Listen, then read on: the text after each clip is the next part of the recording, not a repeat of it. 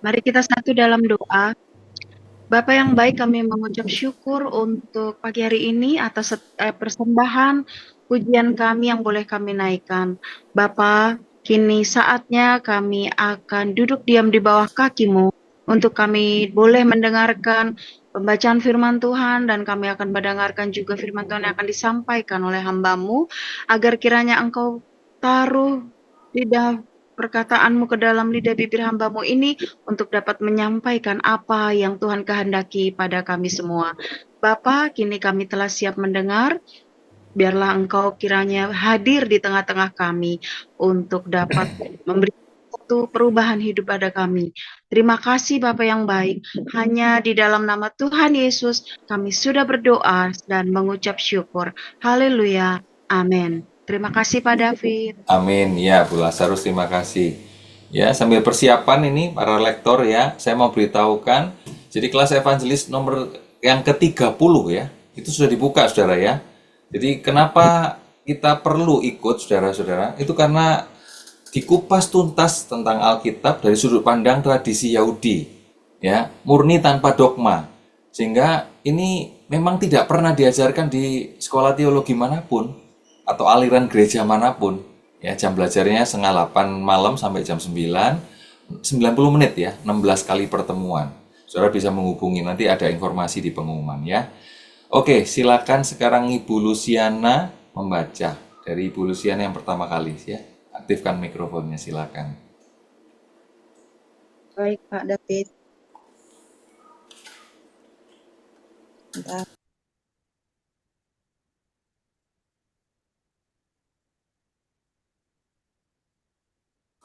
Silakan Bu. Ya, baik, Pak. 1 Raja-Raja 18 ayat 1 sampai 46. 3 tahun kemudian Tuhan berfirman kepada Elia, "Pergilah kepada Raja Ahab dan katakanlah kepadanya bahwa sebentar lagi aku akan menurunkan hujan." Ada yang Lalu keliru Bu pergilah. Luciana? Sorry. Kenapa? Ada yang keliru bacaannya. 1 Raja-Raja 18 ayat 1. Dan sesudah beberapa lama. Dan sesudah beberapa lama. Ibu baca yang mana?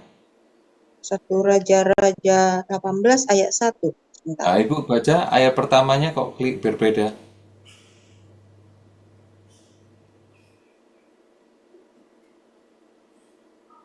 1 Raja-Raja 18 ayat 1.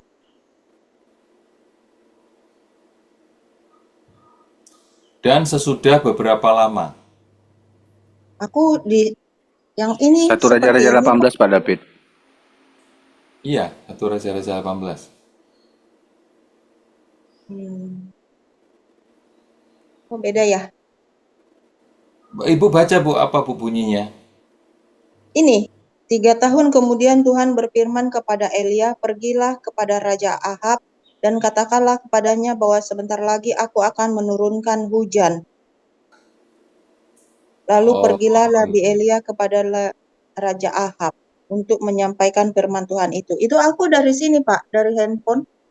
Ya, itu Beda ya. B2 kalau nggak salah ya. Terjemahan baru yang kedua. Oke. Sebentar, Pak, kalau begitu aku ambil Alkitab. Alkitab saja Bu. Yang lain persiapan Ibu Rumi, Pak Damara, cek ya di Alkitab saja lebih baik supaya kita nggak tertunda. Ya jadi perlu saudara ingat bahwa kalau saudara perlu didoakan ya, itu saudara menghubungi Hagiosker. Tetapi untuk saat-saat ini Hagiosker sedang ada pergantian pemegang hotline-nya sehingga saudara akan merasa, "Lah, saya diabaikan, ini kenapa tidak pesannya tidak diterima?" Mohon maaf ya Bapak Ibu Saudara. Jadi memang ternyata ada pergantian ya. Jadi saudara yang membutuhkan dukungan doa ya, itu bisa juga melalui semua Hagiosker hotline. Tetapi saudara yang masuk Zoom, saudara bisa chat kepada Asyir. Ya, di sini ada Bu Santi, satunya lagi siapa? Ibu atau Pak Krulmenik ya kalau nggak salah ya.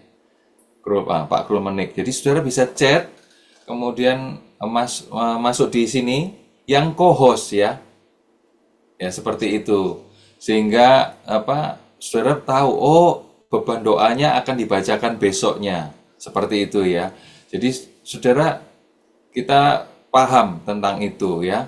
Sehingga kita bisa, oh, Ya, komunikasinya Pak. lancar ya. Ya, jadi Bu Luciana sedang satu Raja-Raja pasal 18 ayat pertama. Kemudian info bantuan sembako dan lain-lainnya, itu hotline-nya pakai hotline Embun Pagi ya, beda nomornya. Saudara nanti cek pada saat pengumuman, saudara di YouTube dicek diulang lagi gitu ya. Karena syarat tentunya ada SOP-nya, standar operasional prosedur ya. Oke, Bu Luciana silakan dibaca. Iya, 1 Raja-Raja 18 ayat 1.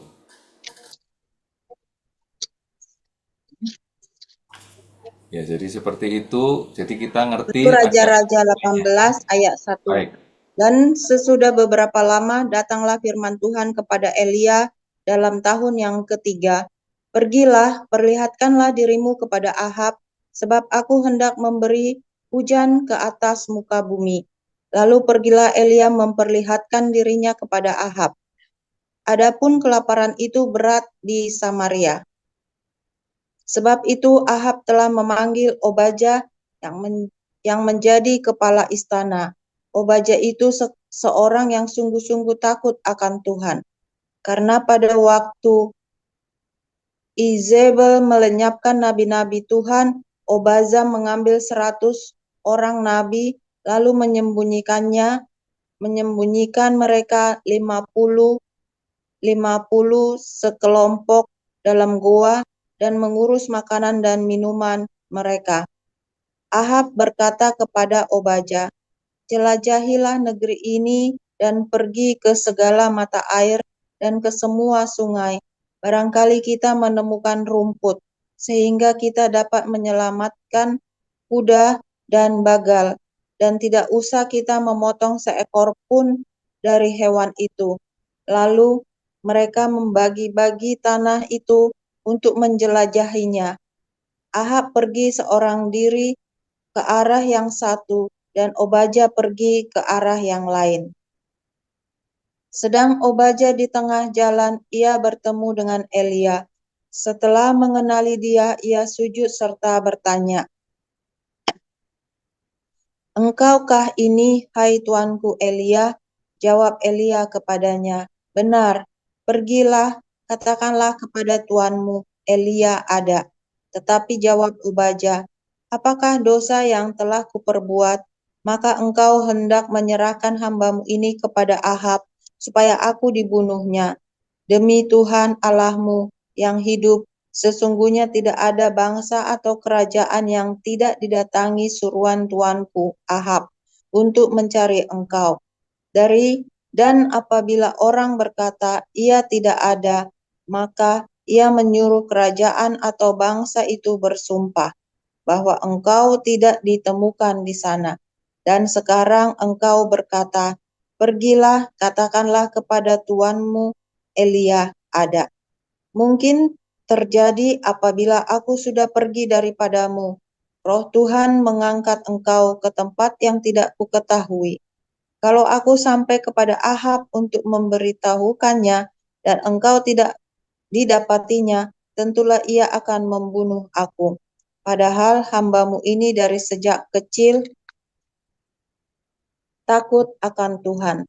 Tidakkah diberitahukan kepada tuanku apa yang telah kulakukan pada waktu Izebel membunuh nabi-nabi Tuhan, dan bagaimana aku menyembunyikan 100 orang nabi-nabi Tuhan dalam goa, 50 sekelompok, dan mengurus makanan dan minuman mereka. Dan sekarang, mengapa engkau ini berkata, pergilah, katakanlah kepada tuanmu, Elia ada. Ia pasti akan membunuh aku. Jawab Elia, demi Tuhan semesta alam yang hidup, yang kulayani, sesungguhnya hari ini juga aku akan memperlihatkan diri kepadanya. Lalu pergilah Obaja menemui Ahab dan memberitahukan hal itu kepadanya. Kemudian Ahab pergi menemui Elia.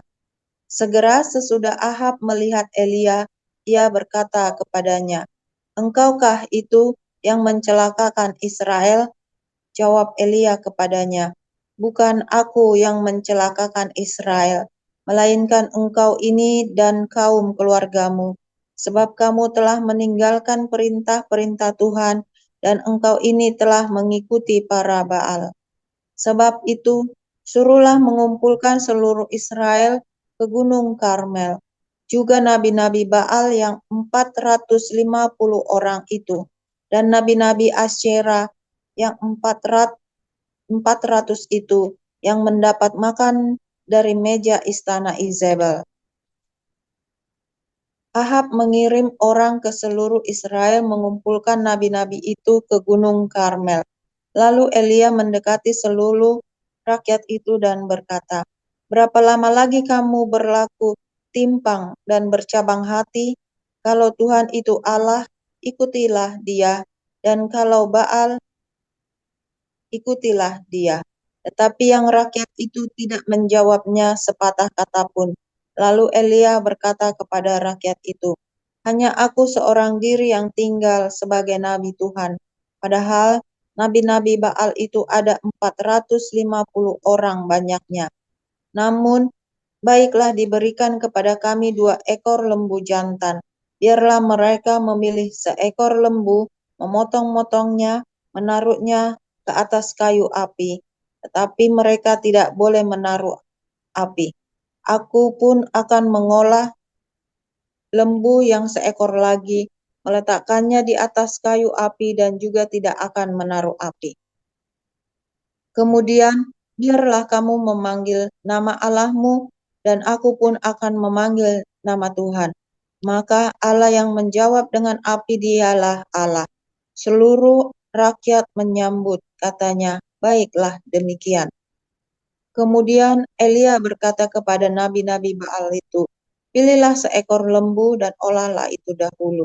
Karena kamu ini banyak, sesudah itu panggillah nama Allahmu, tetapi kamu tidak boleh menaruh api.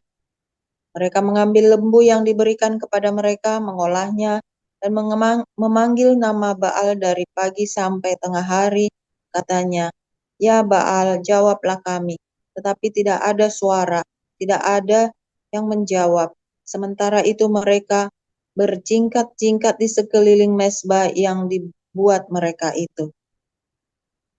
Pada waktu tengah hari Elia mulai mengejek mereka, katanya, panggillah lebih keras, bukankah dia Allah? Mungkin dia merenung, mungkin ada urusannya, mungkin dia berpergian, barangkali ia tidur dan belum terjaga. Maka mereka memanggil lebih keras serta menoreh-noreh dirinya dengan pedang dan tombak, seperti kebiasaan mereka sehingga darah bercucuran dari tubuh mereka. Sesudah lewat tengah hari, mereka kerasukan sampai waktu mempersembahkan korban petang.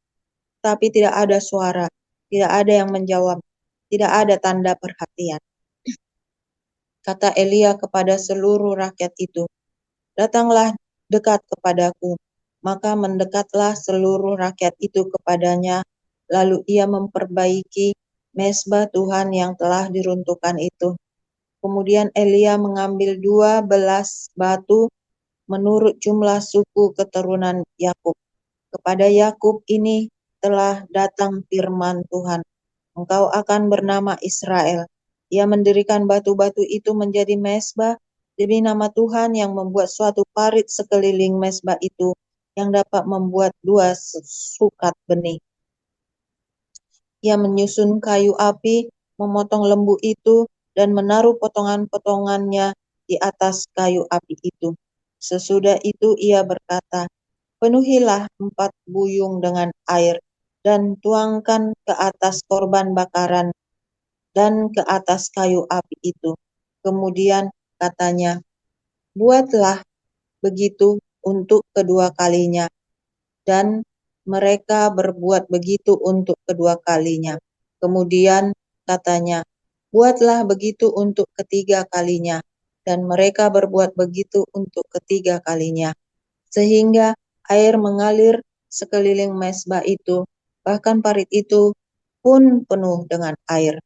Kemudian pada waktu mempersembahkan korban petang, tampillah Nabi Elia dan berkata, "Ya Tuhan Allah Abraham, Ishak dan Israel, pada hari ini biarlah diketahui orang bahwa Engkaulah Allah di tengah-tengah Israel, dan bahwa aku ini hamba-Mu, dan bahwa atas firman-Mu lah aku melakukan segala perkara ini.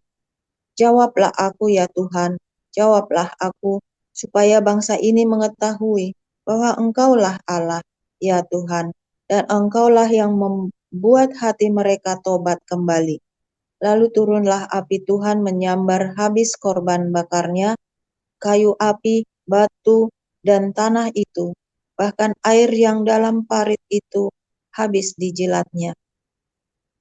Ketika seluruh rakyat melihat kejadian itu, sujudlah mereka dan berkata, "Tuhan, dialah Allah.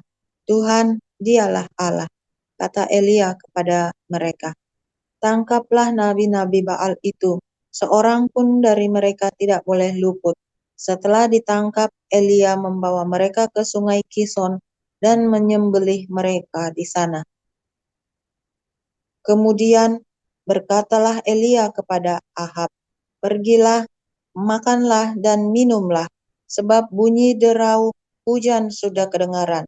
Lalu Ahab pergi untuk makan dan minum, tetapi Elia naik ke puncak gunung Karmel. Lalu ia membungkuk ke tanah dan dengan mukanya di antara kedua lututnya. Setelah itu ia berkata kepada bujangnya, "Naiklah ke atas, lihatlah ke arah laut." Bujang itu naik ke atas, ia melihat dan berkata, "Tidak ada apa-apa." Kata Elia, "Pergilah sekali lagi." Demikianlah sampai 7 kali. Pada ketujuh kalinya berkatalah bujang itu, "Wah, awan kecil sebesar telapak tangan timbul dari laut." Lalu kata Elia, "Pergilah, katakanlah kepada Ahab, pasang keretamu dan turunlah, jangan sampai engkau terbang terhalang oleh hujan." Maka dalam sekejap mata langit menjadi kelam oleh awan badai, lalu turunlah hujan yang lebat. Ahab naik kereta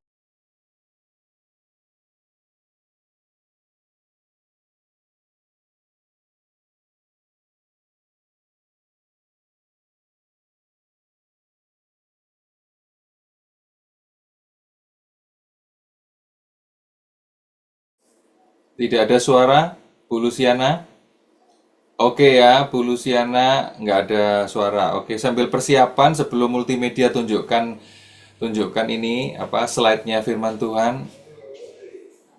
Oke, nggak perlu di remove ya. Jadi biarin aja, nggak apa-apa. Dari spotlightnya iya, boleh silakan. Jadi memang cukup panjang, saudara. Perlu menghela nafas dulu. Oke ya, karena berikutnya ada 62 ayat lagi ya. Sambil persiapan, Pak Damara sudah siap belum?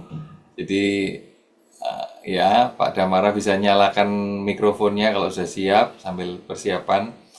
Karena berikutnya masih ada 62 ayat ya, saudara ya. Jadi acara-acara kita banyak, saudara ya. Bukan hanya Ambon Pagi, ada Dokter Medsos, ada Good Day ya. Kalau Good Day jam 4 sore, hanya Senin dan Jumat. Kalau Dokter Medsos 5 hari ya. Jadi seperti itu. Kita lanjutkan lagi di Lukas pasal 9 ayat pertama sampai 36 Pak Damara. Kemudian 37 sampai selesai 62 Ibu Rumiase. Silakan Pak Damara.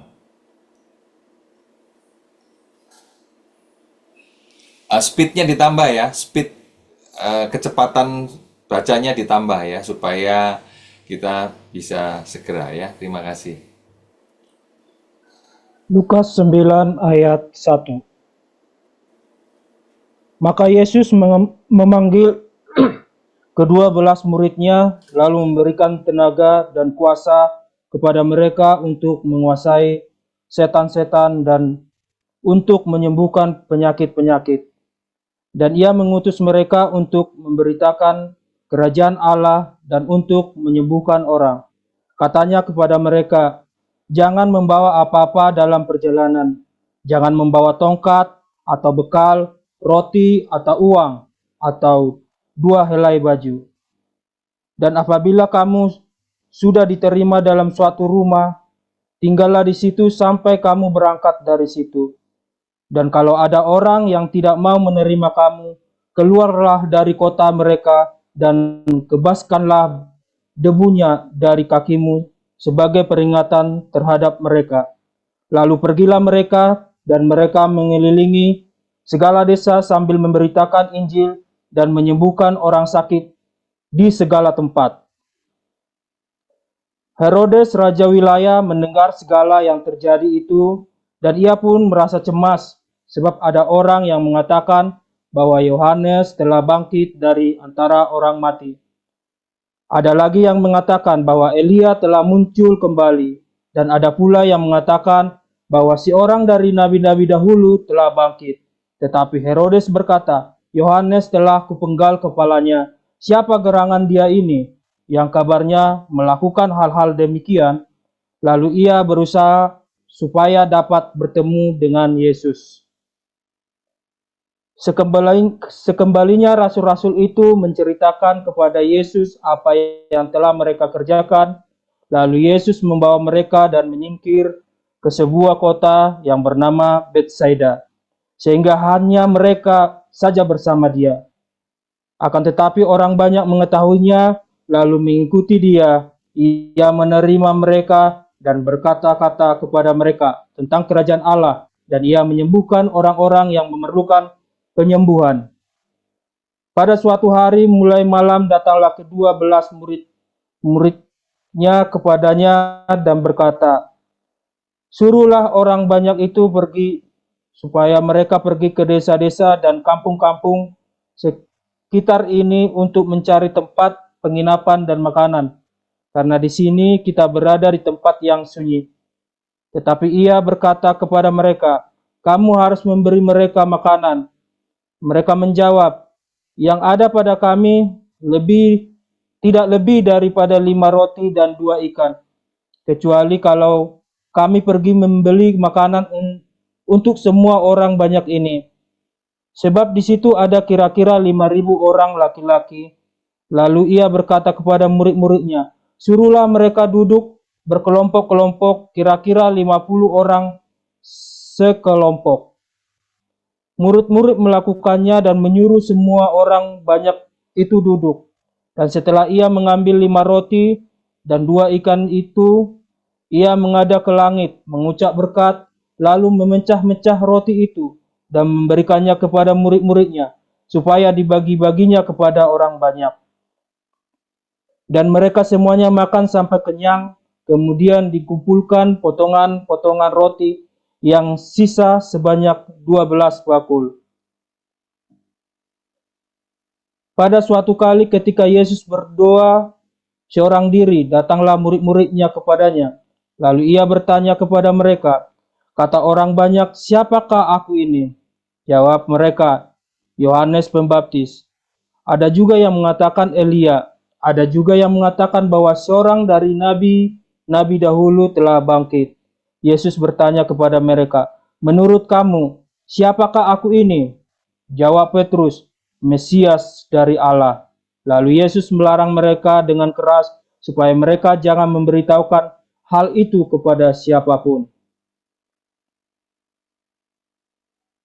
Dan Yesus berkata, anak manusia harus menanggung banyak penderitaan dan ditolak oleh tua-tua, imam-imam, kepala dan ahli-ahli Taurat, lalu dibunuh dan dibangkitkan pada hari ketiga.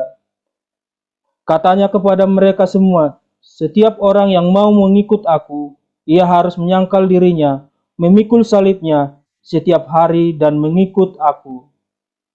Karena barang siapa mau menyelamatkan nyawanya, ia kehilangan nyawanya. Tetapi barang siapa kehilangan nyawanya karena aku, ia akan menyelamatkannya. Apa gunanya seorang memperoleh seluruh dunia, tetapi ia membinasakan atau merugikan dirinya sendiri? Sebab barang siapa malu karena aku dan karena perkataanku, anak manusia juga akan malu karena orang itu. Apabila ia datang kelak dalam kemuliaannya dan dalam kemuliaan Bapa dan malaikat-malaikat kudus. Aku berkata kepadamu, Sesungguhnya di antara orang yang hadir di sini ada yang tidak akan mati sebelum mereka melihat kerajaan Allah." Kira-kira 8 hari sesudah segala pengajaran itu, Yesus membawa Petrus, Yohanes, dan Yakobus, lalu naik ke atas gunung untuk berdoa.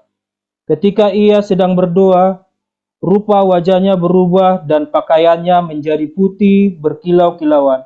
Dan tampaklah 2 orang berbicara dengan dia, yaitu Musa dan Elia.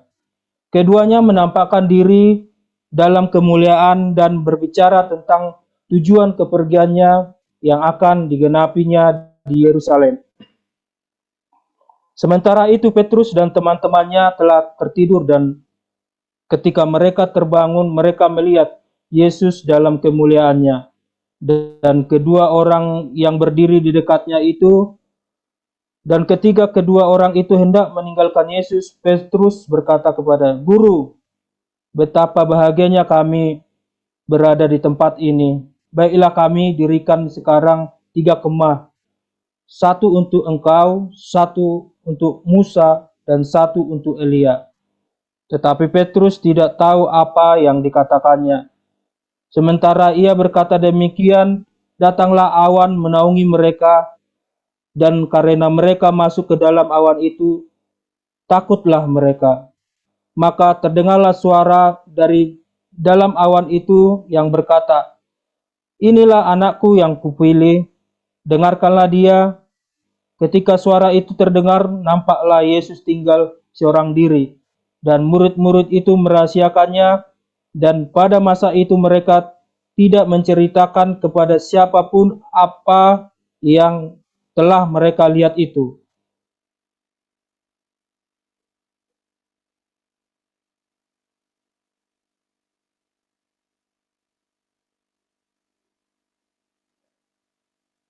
Baik, Bapak Ibu, saya lanjutkan. Demikianlah firman Tuhan. Pada keesokan harinya ketika mereka turun dari gunung itu, datanglah orang banyak berbondong-bondong menemui Yesus. Seorang dari orang banyak itu berseru katanya, "Guru, aku memohon supaya engkau menengok anakku, sebab ia adalah satu-satunya anakku. Sewaktu-waktu ia diserang roh, lalu mendadak ia berteriak dan roh itu menggoncang-goncangnya sehingga mulutnya berbusa. Roh itu terus saja menyiksa dia dan hampir-hampir tidak mau meninggalkannya. Dan aku telah meminta kepada murid-muridmu supaya mereka mengusir roh itu, tetapi mereka tidak dapat." Maka kata Yesus, "Hai kamu angkatan yang tidak percaya dan yang sesat, berapa lama lagi aku harus tinggal di antara kamu dan sabar terhadap kamu, bawa anakmu itu kemari." Dan ketika anak itu mendekat Yesus, setan itu membantingkannya ke tanah dan menggoncang-goncangkannya. Tetapi Yesus menegur roh jahat itu dengan keras dan menyembuhkan anak itu, lalu mengembalikan kepada ayah ibunya. Maka takjublah semua orang itu karena kebesaran Allah. Ketika semua orang itu masih heran karena segala yang diperbuatnya itu, Yesus berkata kepada murid-muridnya, "Dengarlah dan camkanlah segala perkataanku ini. Anak manusia akan diserahkan ke dalam tangan manusia." Mereka tidak mengerti perkataan itu sebab artinya tersembunyi bagi mereka, sehingga mereka tidak dapat memahaminya, dan mereka tidak berani menanyakan arti perkataan itu kepadanya. Maka timbullah pertengkaran di antara murid-murid Yesus tentang siapakah yang terbesar di antara mereka.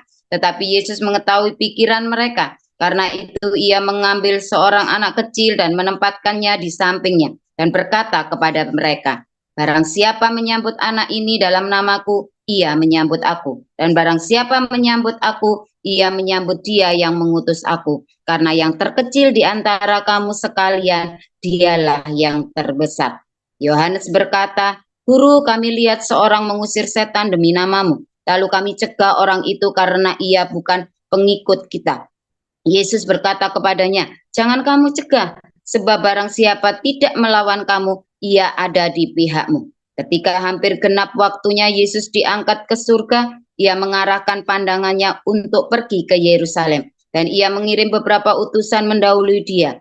Mereka itu pergi lalu masuk ke suatu desa orang Samaria untuk mempersiapkan segala sesuatu baginya. Tetapi orang-orang Samaria itu tidak mau menerima dia karena perjalanannya menuju Yerusalem. Ketika dua muridnya yaitu Yakobus dan Yohanes melihat hal itu, mereka berkata, Tuhan, apakah engkau mau supaya kami menyuruh api turun dari langit untuk membinasakan mereka? Akan tetapi ia berpaling dan menegur mereka. Lalu mereka pergi ke desa yang lain. Ketika Yesus dan murid-muridnya melanjutkan perjalanan mereka, berkatalah seorang di tengah jalan kepada Yesus, Aku akan mengikut engkau kemana saja engkau pergi. Yesus berkata kepadanya, serigala mempunyai liang dan burung mempunyai sarang, tetapi anak manusia tidak mempunyai tempat untuk meletakkan kepalanya. Lalu ia berkata kepada seorang lain, ikutlah aku. Tetapi orang itu berkata, izinkanlah aku pergi dahulu menguburkan Bapakku. Tetapi Yesus berkata kepadanya, biarlah orang mati menguburkan orang mati, tetapi engkau pergilah dan beritakanlah kerajaan Allah di mana-mana. Dan seorang lain lagi berkata, aku akan mengikut engkau Tuhan, tetapi izinkan aku pamitan dahulu dengan keluargaku. Tetapi Yesus berkata, setiap orang yang siap untuk membajak, tetapi menoleh ke belakang, tidak layak untuk kerajaan Allah. Amin. Terima kasih, Pak.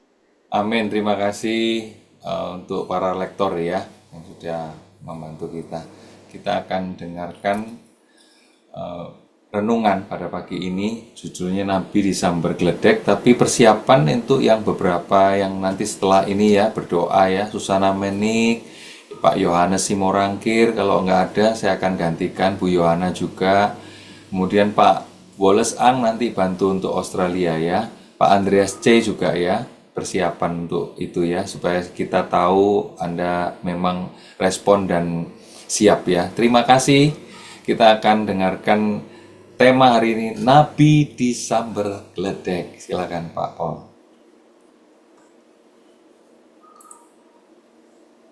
Haleluya, firman Tuhan selalu baru buat kita semua yang menanti-nantikan Tuhan dengan penuh cinta. Mana nih sebentar. Oke. Aneh. Suaranya udah bener ya? Oke. Gambarnya udah bagus ya. Sudah Pak. Saya pilih khusus ini nih, loh, biar kelihatan primer, ya kan, waktu di mobil. Jadinya nggak remang-remang kayak di itu, di remang-remang.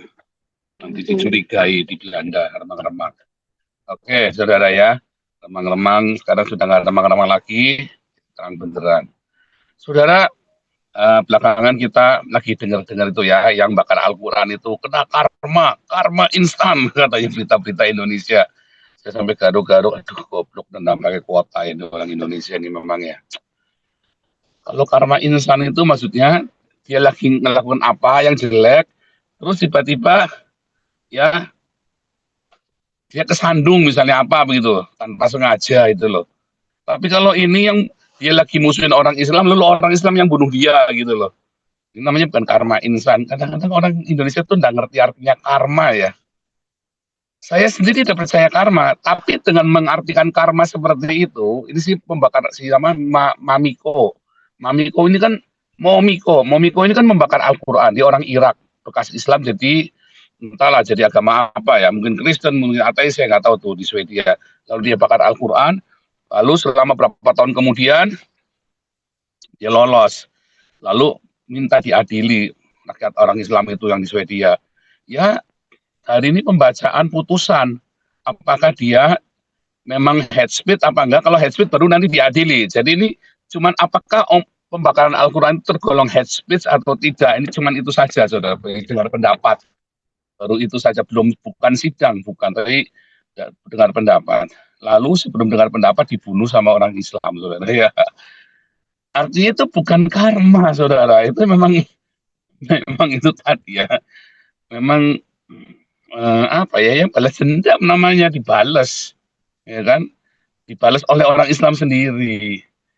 Nah, tapi sebenarnya orang Kristen banyak yang ngarap-ngarap kayak gitu loh, saudara. Orang-orang Kristen, ya misalnya kamu lagi musuhan nih ya, misalnya Anda lagi dijelek-jelekin sama YouTuber lain, atau Anda lagi diomongin orang, digelendengin orang gitu ya, terus ya kan, jeder tuh lihat ya, ini dia kena karma itu karena dia apa namanya dia nyilek-nyilekin saya ya, langsung gitu ya saudara ya.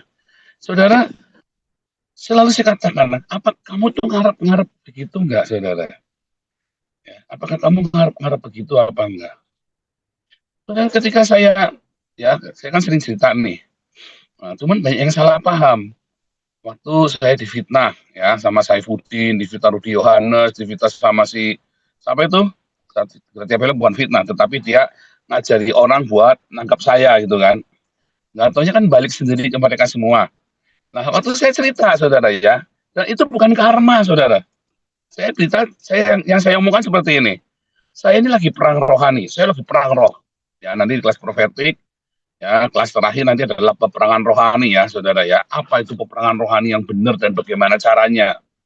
Nah, lalu orang ini melagrang antara saya dengan iblis, saudara. Ya pasti kena. Bukan masalah dia kena karma, bukan, saudara. Ini orang cukup bodoh untuk maju di tengah-tengahnya saya, antara saya dengan iblis. Saya ini lagi perang, jangan ganggu saya. Maksudnya itu begitu, saudara ya. Makanya jangan ganggu. Tapi belakangan sudah nggak ada yang berani ya, saudara ya. Bisik-bisik di belakang ada, tapi udah nggak ada yang berani nyerang di media lagi ya. Soalnya selalu balik semua soalnya. Nah, itu bukan karma, saudara. Itu bukan karma. Tetapi itu adalah sebuah logika yang wajar. Saya ada di dalam medan peperangan, kamu nyelotong di tengah. Bodoh kamu. Jangan. Saya ini lagi perang. Ya, kalau kamu tidak suka sama saya, ya jangan ikut perangnya. Jangan malah ikut-ikut perang masuk ke dalamnya, apalagi kamu sampai nyebrang ke Islam segala macam. Ya habis kamu nanti. Nah, itu begitu maksudnya, saudara ya. Nah, tetapi kalau kamu lagi ada di dalam konflik ya, kamu difitnah atau kamu lagi diserang atau kamu lagi dijelek-jelekin atau memang ada masalah, lalu kamu diower-owerin kesalahanmu, diower-owerin keluar misalnya kan. Wah, itu kan nggak enak sekali ya, saudara ya. Anda jangan berharap nanti ada karma, saudara ya. Jangan berharap ada karma, ya.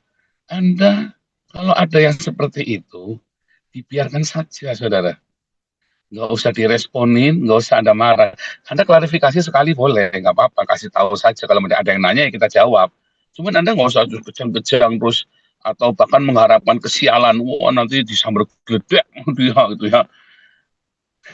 Kayak Nabi Elia itu kan orang-orang yang sambil gledek ya. Orang nyariin dia sambil gledek, orang nyariin dia, Nabi turun. Wah, oh kalau memang aku Nabi, wah biarlah gledek itu nyamber kamu. Jeder mati saudara berapa kali itu ya. Terakhir si Obaja itu ya, oh Nabi tolong aku Nabi, nanti aku mati, aku punya anak istri, aku ini ngerawat nabi-nabi yang lain, jangan aku disambar gledek. Saudara, itu dalam perjanjian lama itu memang dibikin sangat apa ya, rude, kasar, bukan kasar apa mah, expose gitu ya. Nabi itu sakti, kalau kamu senggol dikit pokoknya dia matanya membelalak begitu, meledak gitu saudara ya. Perjanjian lama itu memang bikin seperti itu ya. Itu kan sebuah narasi, saudara ya. Tapi itu kan dari rangkaian peristiwa yang detail peristiwanya. Kalau Anda coba rekonstruksi, ini orang datang kurang ajar, saudara ya. Memang, memang, memang dia memang mau kurang ajar ya.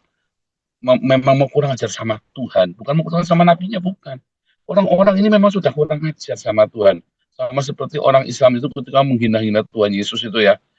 Ya, pikir mereka kalau Tuhan Yesus nggak ada makanya nggak digeledekin. Karena Tuhan Yesus itu tidak suka nyamberin geledek, saudara.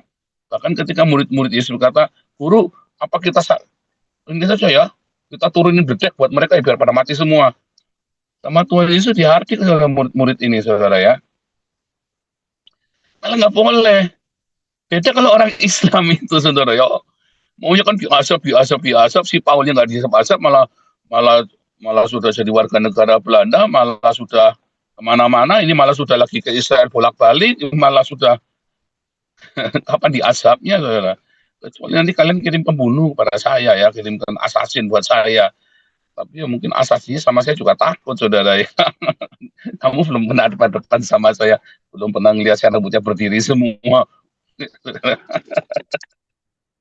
Kamu belum pernah lihat saya marah rambutnya berdiri ya, saudara ya. Eh, Saudara, kalau nabinya kayak saya terus matanya merah, keluar apinya semua, ngeri saudara ya.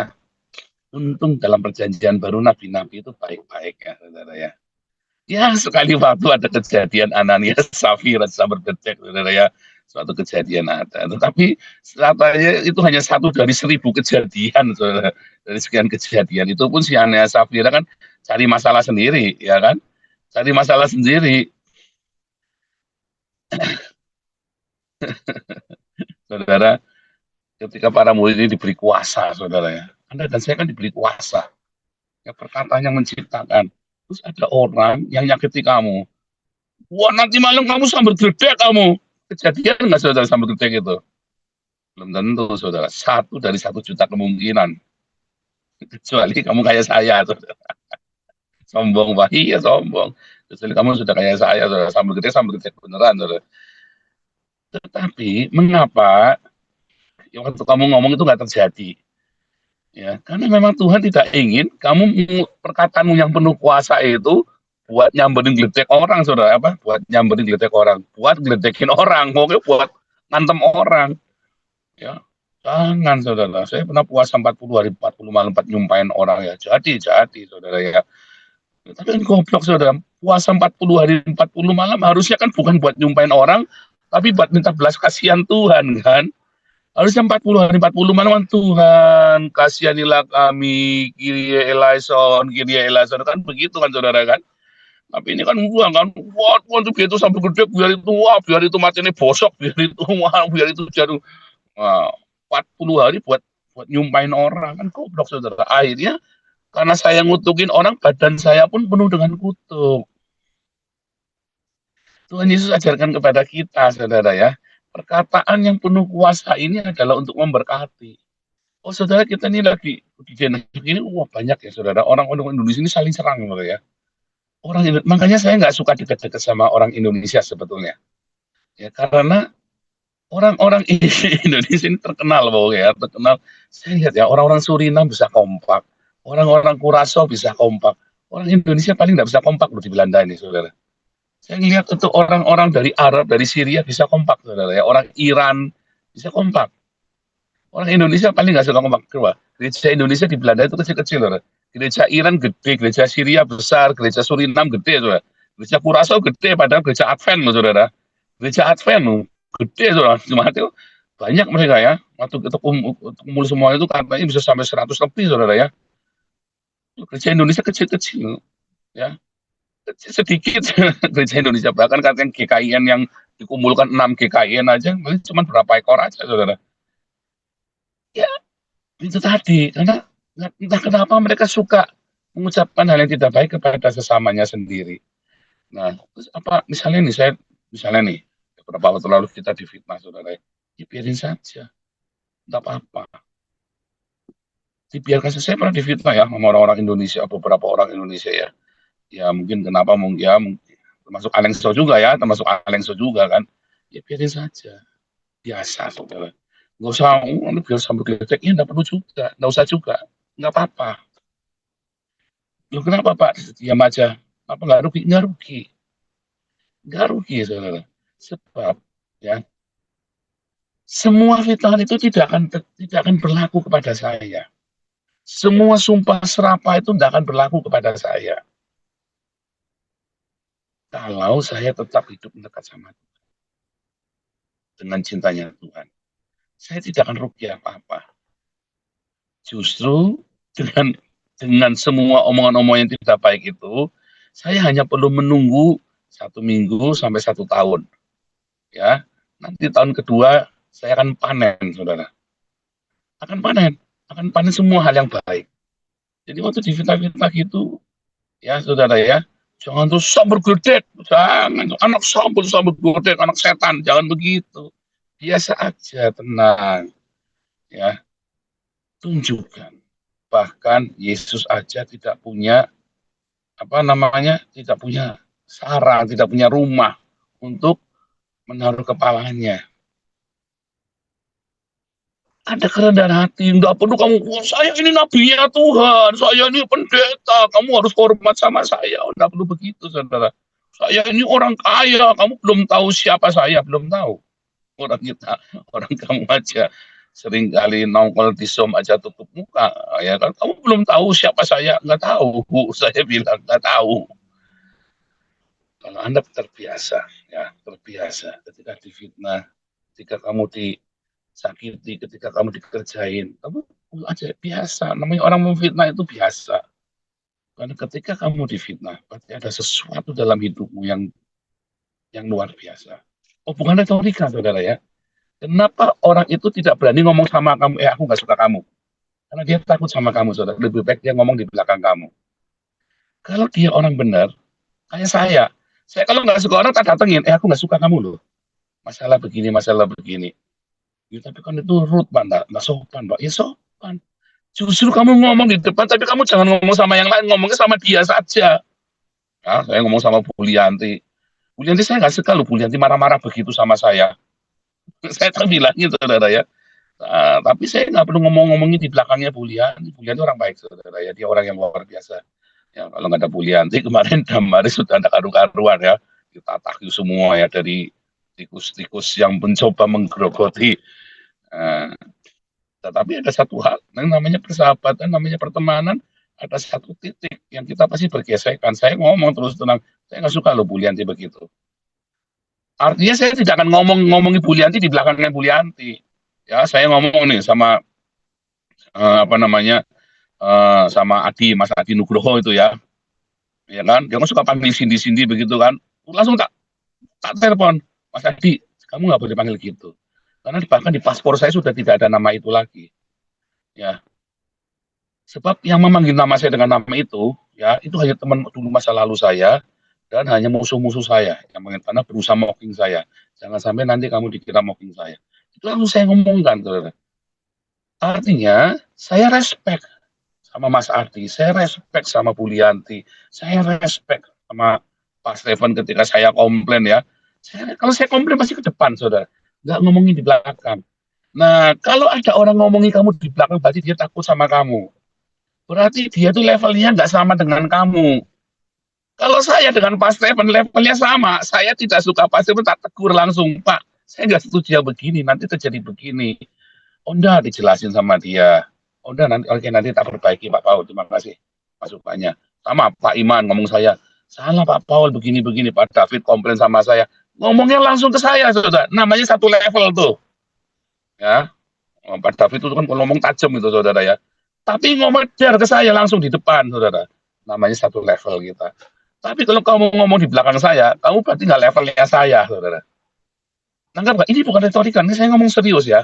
Kalau ada orang berani ngomongin kita di belakang kita, dan tapi suruh ngomong langsung nggak berani, berarti dia levelnya di bawah kamu banget, saudara. Di bawah banget. Mendekati pun tidak. Memang level kualitas hidupnya di bawah kamu.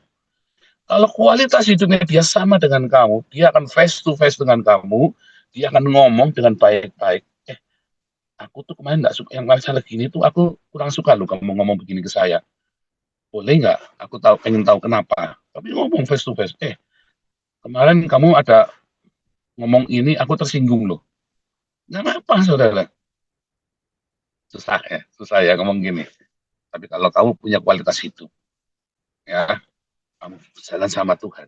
Bisa nggak kita kesenggol? Aduh, dia ngomong kok nyindir aku ya. Tapi langsung ngomong. Jangan ngomong di belakang. Ada ngomong kayak wong wedok ngomongin gelendeng di belakang. Bukan kayak orang wedok, saudara. Istriku aja nggak bakal ngomongin kamu di belakang kamu, saudara. Istri saya kalau nggak langsung ngomong gitu, terjang loh. Pendiam-pendiamnya anak ini pendiam lemah lembut ya. Kalau dia nggak suka, dia akan langsung datengin kamu, dia akan ngomong, saudara.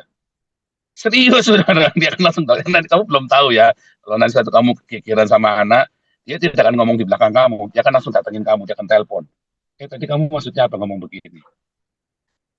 Beneran, saudara ya. Itu artinya kualitas hidupnya itu sudah. Dia tidak menganggap orang itu kualitas hidup di atas kamu, di atasnya dia, saudara. Kalau kita berani udah face to face, ngomong dengan baik, bisa menata tanpa sampai tersengal-sengal, sampai nafasnya kayak nafas onta, sampai membelalak matanya, itu namanya kamu kalap, saudara. Tapi kamu tenang. Karena hanya ingin klarifikasi, ingin minta kejelasan. Ada apa? Saya dengan Pak Steven, saya dengan Bu Lianti, ya kan? Saya ngomong tetap sama Bu Mantu. Kalau udah nggak setuju, saya langsung telepon. Dengan Bu Mantu kenapa begini ya? Itu namanya kita punya kualitas yang sama, saudara. Tetapi kalau kamu ngomong di belakang, lendeng, berarti kamu minder wadah. Kamu tidak berani ngomong di depan, ya. Jadi jangan-jangan kamu juga belum lahir baru, saudara. Atau mungkin kamu lahir baru tapi belum metanoia. Perbaiki, saudara. Apalagi nanti kamu ngelendeng-ngelendeng, sambil gede nanti, oh nggak perlu juga. Kita tahu orang bisa salah paham sama kita. Kalau dia belum nyebrang ke Islam, anggap aja cuma salah paham. Tapi kalau dia sudah nyebrang ke Islam, 2 Yohanes 1 ayat 9 bilang nggak usah kasih salam lagi. Ya makanya saya di TikTok saya mulai udah assalamualaikum, kungkum di kolam, nggak usah samperin, apalagi kalau mau mualaf itu kasih salam ke kamu, nggak perlu kasih salam. Dan jemumot pun saya tidak kasih salam, selamat pagi, salam apa ya, selamat pagi, itu aja saudara, nggak perlu shalom-shaloman, nggak perlu kasih salam lagi, ya. Tetapi kalau dia masih belum nyebrang ke lawan, anggap aja itu cuma salah paham, biarkan saja. 1 bulan, 1 tahun, suatu ketika dia akan sadar. Ya, kalau bisa dibereskan, nggak bisa diamkan dulu aja. Ya, saudara ya, belajar. Kita dewasa. Rendah hati seperti Tuhan Yesus. Nggak perlu pamer, saya ini pendeta, saya ini nabi, saya ini si gembala sapi. Nggak perlu begitu, saudara ya. Cukup. Ya sudah, kita jalanin. Kalau dia ngomong tetap di belakang, berarti kualitasmu jauh di bawah. Kalau dia berani ngomong, kita berterima kasih, kita bisa bereskan. Banyak orang nggak berani ngomong di depan, karena kualitas hidupnya rendah. Dia ngomongnya di belakang, pengecut. Bahkan istri saya perempuan aja nggak begitu, saudara ya. Istri saya yang perempuan, pendiam, lemah lembutnya begitu saja, dia nggak akan ngomongin di belakang, dia akan langsung nanyain ke kamu. Nggak usah kalau ada orang fitnah-fitnah kamu nggak usah marah. Ya, bisa berkati diberkati saja, saudara. Karena kamu tidak akan rugi. Selama kamu jalan sama Tuhan, kamu tidak akan rugi apa-apa. Nggak perlu minta gedek turun ke atas kepala dia, nggak perlu. Kamu bikin kebaikan sama dia, bikin yang baik sebaik-baiknya, nanti bedeknya turun sendiri. Katanya Roma 12, ayat berapa tadi ke? 21, ayat Roma 12 ayat 20. Kamu seperti menabur bara api di atas kepalanya. Tuhan Yesus memberkati.